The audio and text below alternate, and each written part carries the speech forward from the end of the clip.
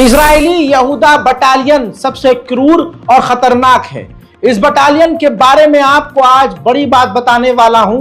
जो इस वक्त ये बटालियन इजराइल में नरसंहार कर रहा है, कत्लेआम कर रहा है, जेल के अंदर बलात्कार कर रहा है, सब कुछ कर रहा है।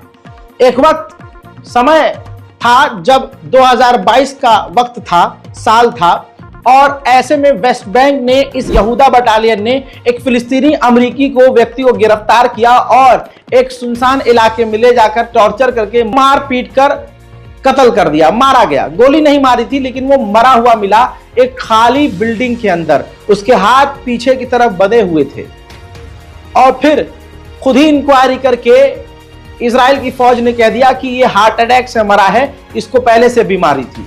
लेकिन बवाल खड़ा हुआ तो इजराइल के 2 फौजियों को सस्पेंड किया गया और अमेरिका ने इन्वेस्टिगेशन बिठा दी, जांच करना शुरू कर दिया और इस बटालियन को अमेरिका ने फंडिंग देना बंद कर दी।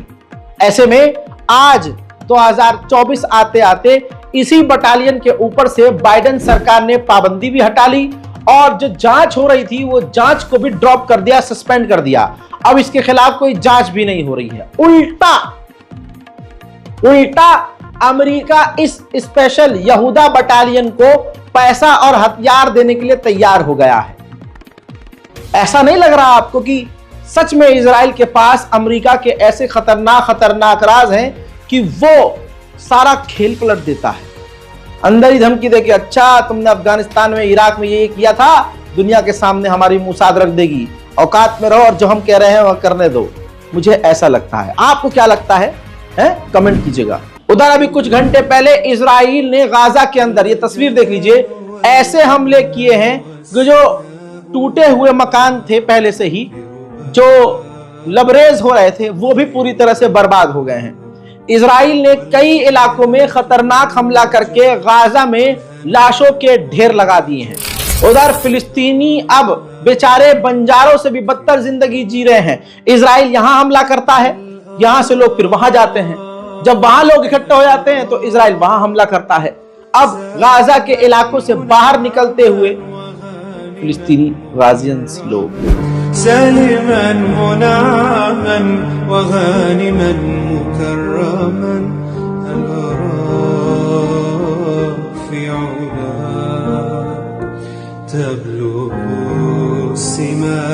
تبلغ السماء موطني موطني موطني موطني الجلال والجمال والسناء والبهاء في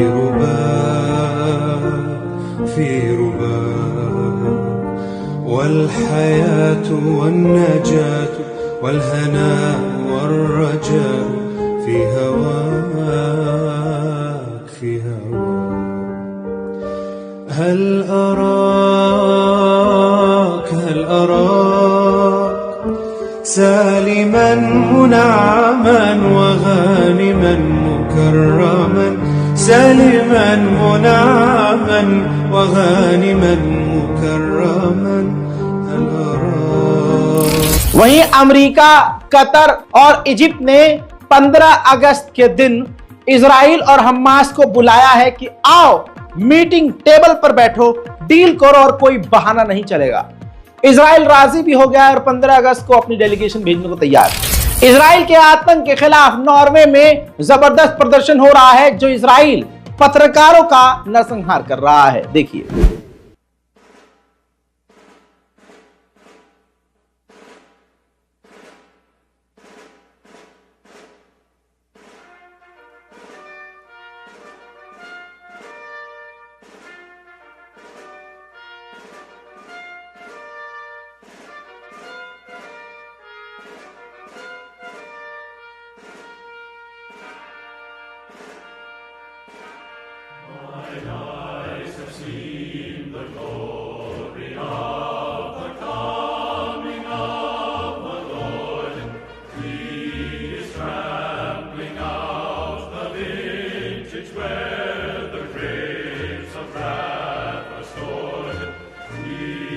Loose the faithful lightning of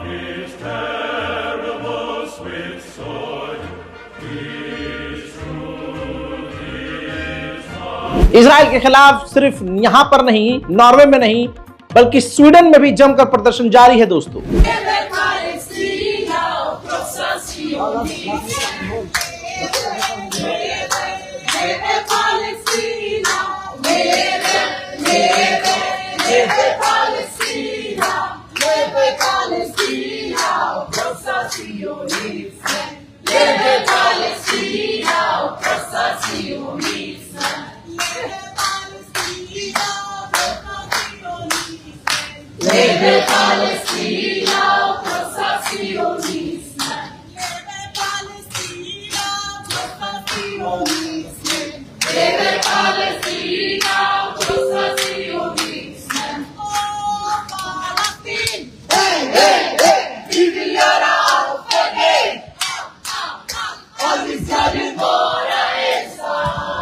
नमाज जुमा के बाद पूरा का पूरा यमन सड़कों पर इजराइल के खिलाफ उतर आया।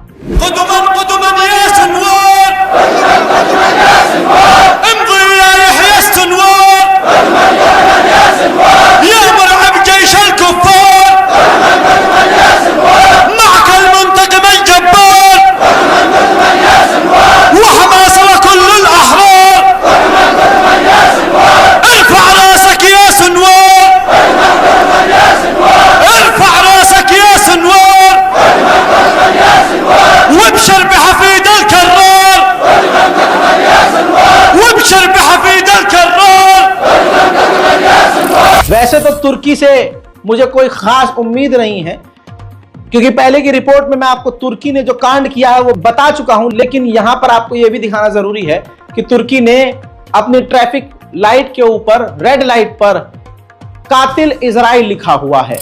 मेरे दोस्तों, अल्लाह आपके वालिदैन को, माँ बाप को सलामत रखे। एक बच्चा, उसका दर्द इससे बड़ा क्या होगा कि उसके बाप को इजराइल ने कत्ल कर दिया।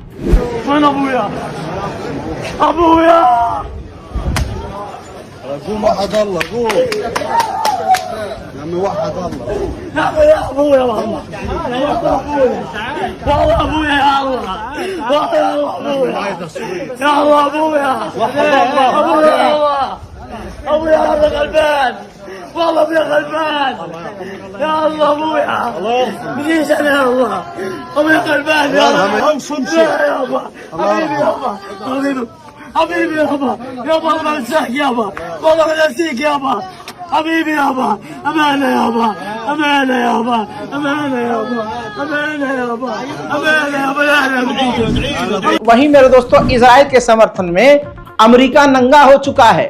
अमेरिकी पुलिस ने एक पत्रकार को गिरफ्तार सिर्फ इसलिए कर लिया क्योंकि फिलिस्तीन समर्थक जो प्रदर्शनकारी थे वो प्रदर्शन कर रहे थे, तो फिलिस्तीन के लिए आवाज उठाने वालों की वीडियो बनाने पर ही इजराइल के समर्थन में पुलिस ने, अमेरिका की पुलिस ने एक पत्रकार को गिरफ्तार कर लिया। वहीं हुतीज ने खुद अपने इस ग्राफिक से बताया है कि अब तक हमने 177 लाल सागर में इजरायली अमेरिकी जहाजों को, टैंकरों को निशाना बनाया है। उधर गाजा में अभी भी हमास और फिलिस्तीनी ग्रुप एक्टिव हैं।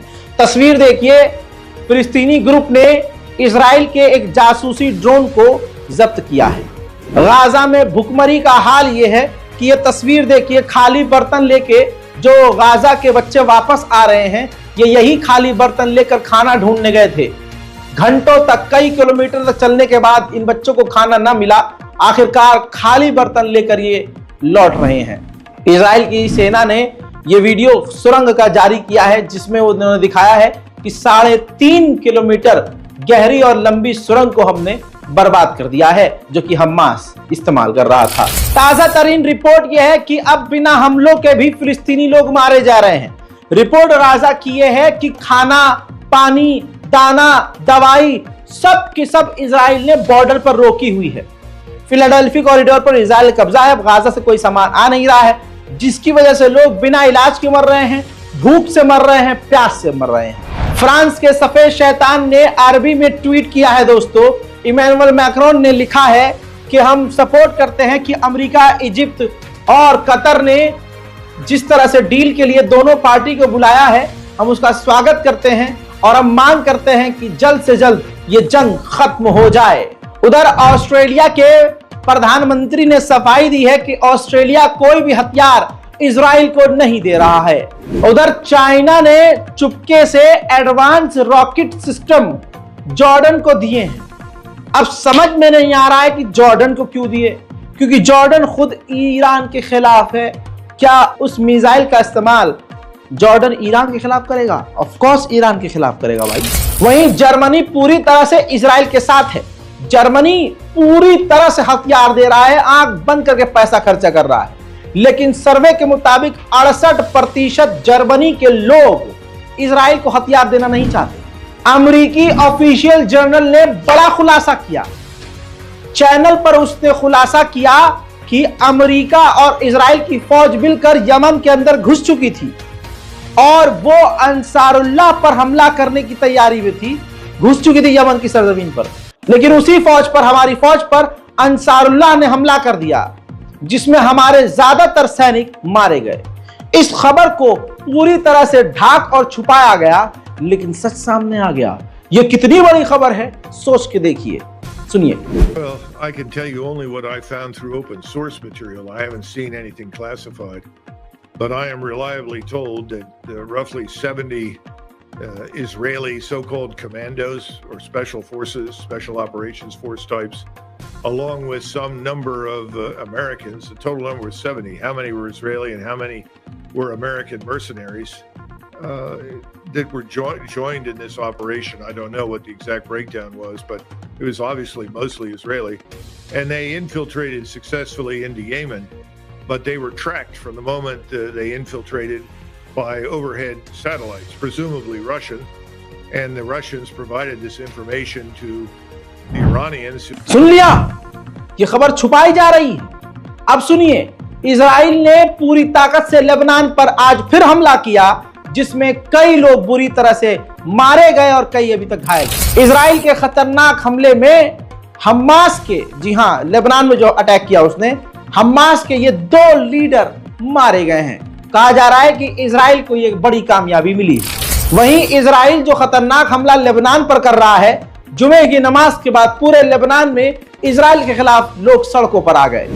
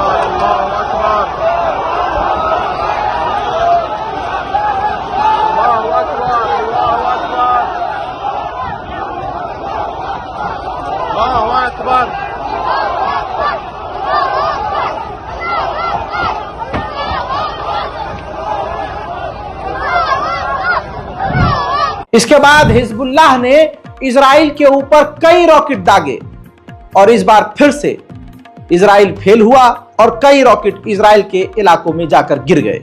देखिए।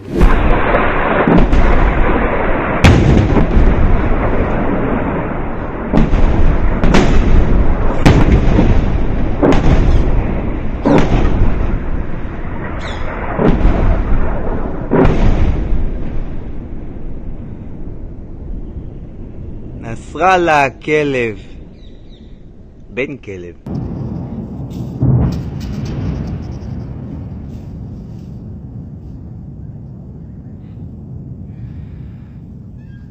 איזה מטח, איזה זין, איזה פספוס.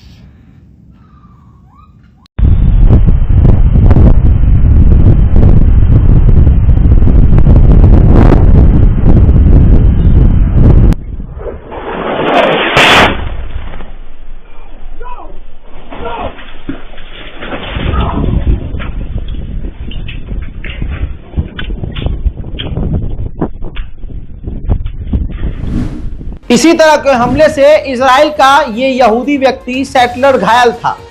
इलाज के दौरान ये वासिले जहन्नम हो गया है। इजराइल के व्यक्ति इजराइल के लोग कितने फट्टू होते हैं, इस वीडियो से देखिए। इजराइल का एक पत्रकार लेबनान के बॉर्डर के करीब जो है पत्रकारिता कर रहा था। जैसे ही हिजबुल्लाह के हमले का सायरन बजा, तुरंत ये कैमरामैन को ही छोड़ के इतनी तेज भागा टेढ़ी टांगों से कि मत पूछिए, ऐसा लग रहा लंगूर भाग रहा है, और जाकर फौरन शेल्टर में पनाह लेने के लिए घुस गया जहां पर इजराइल की मिलिट्री भी मौजूद है।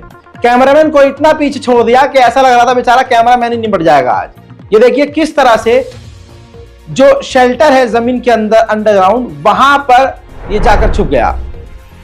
सऊदी अरब को 3 साल से अमेरिका ने हथियार देना बंद किया हुआ था।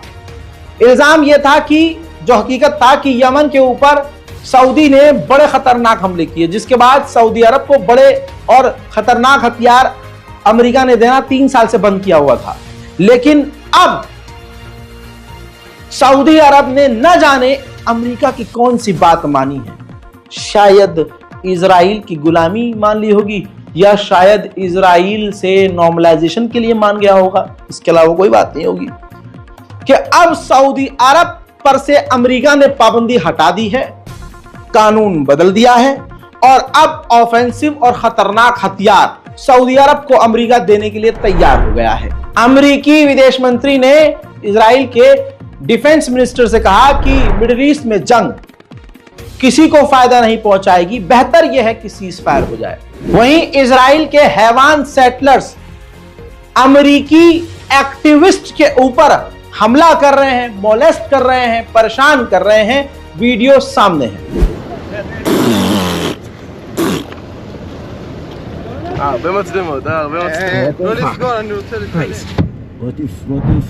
उधर मेरे दोस्तों, जहां अमेरिका और इजराइल ये कह रहे थे कि इजराइल ने अबू उबैदा को मिटा दिया है, कत्ल कर दिया है, बता दूं कि अबू उबैदा खुद सामने आए और उन्होंने एक्सेप्ट किया कि यहिया अंसनवार हमारे लीडर हैं और मैं जिंदा हूं और हम फिलिस्तीन के लिए लड़ते रहेंगे। उधर इजराइल के आईडीएफ ने कहा है कि यहिया अंसनवार को अभी तक तो हम नहीं मार पाए, लेकिन हम काफी करीब हैं, बहुत जल्द यहिया अंसनवार को भी हम मार देंगे। उधर यहिया अंसनवार ने क्लियर कट अपनी शर्त रख दी है कि पूरी तरह से इजराइल की फौज गाजा से निकल जाए, पूरी तरह से हमारे जो सीनियर और जाने माने चेहरे हैं फिलिस्तीनी कैदी, इजराइल उनको रिहा करे और जंग के बाद कोई भी इंटरनेशनल मिलिट्री गाजा के अंदर तैनात नहीं होगी और फिलिस्तीन अथॉरिटी गाजा को नहीं चलाएगी।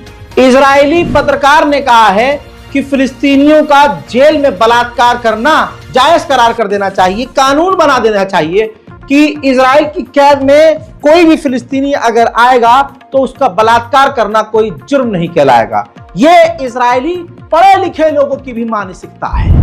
इजरायली इतने नंगे हो चुके हैं कि जो इजराइल के सैनिक गाजा के फिलिस्तीन के लोगों का बलात्कार कर रहे हैं जेल में, जो कल मैंने आपको दिखाया था कि मीडिया चैनल पर आकर उससे सफाई मांगी जा रही है, उसको प्लेटफॉर्म दिया जा रहा है सफाई देने के लिए, उसको इतना सपोर्ट मिला कि अब वो सामने आता है। तस्वीर देखिए, वो सामने आता है और अपना चेहरा दुनिया को दिखा रहा है। जी हां, अपना मास्क हटा के, और यहूदी, ये इजरायली यहूदी टोपी पहन के धर्म की आड़ में खेल रहा है। इन्हीं से ही भारत के कट्टरवादी इंस्पायर हो रहे हैं। याद रखिएगा, मुसलमानों के साथ ऐसा ही व्यवहार किया जा रहा है और किया जाएगा इन्हीं यहूदियों से सीख कर। तो मुसलमानों सतर्क रहो, सावधान रहो, तैयार रहो। उधर मलेशिया अमेरिका से बुरी तरह से चिढ़ा हुआ है। इसी वजह से अमेरिका को छोड़कर अब मलेशिया चीन की तरफ झुक रहा है। वहीं मेरे दोस्तों, जॉर्डन एक ऐसा गद्दार देश है कि जहां पूरी दुनिया से इजराइल सामान नहीं पहुंच पा रहा है, तो साग, सब्जियां, फल, फ्रूट जॉर्डन इजराइल को दे रहा है। उधर इजराइल ने इल्जाम जॉर्डन पर लगाया है कि जो सामान तुम्हारे यहां से आया उसमें कॉलरा की बीमारी है, उससे इजराइल में बीमारी फैल रही है। इस पर अब एक तो इजराइल की मदद भी कर रहा है सुअर, और जॉर्डन को अब सफाई भी देनी पड़ रही है कि नहीं, ये देखिए सफाई दी है कि नहीं, हमने खुद भी जांच करी है, हमारे खाने और सब्जियों और फ्रूट में कोई कॉलरा या कोई बीमारी नहीं है। गाजा के लोगों की मदद करने का अगर दिल और मन और हिम्मत हो तो बारकोड का इस्तेमाल कीजिए और जितनी भी आपकी मदद की हैसियत है मदद कीजिए। और इस रिपोर्ट को शेयर करते हुए ये याद रखिएगा, आप कुछ करें या ना करें, गाजा और फिलिस्तीन के लिए दुआ जरूर करिएगा। मैं हूं रजा और आप देख रहे थे रजा ग्राफी। जय हिंद।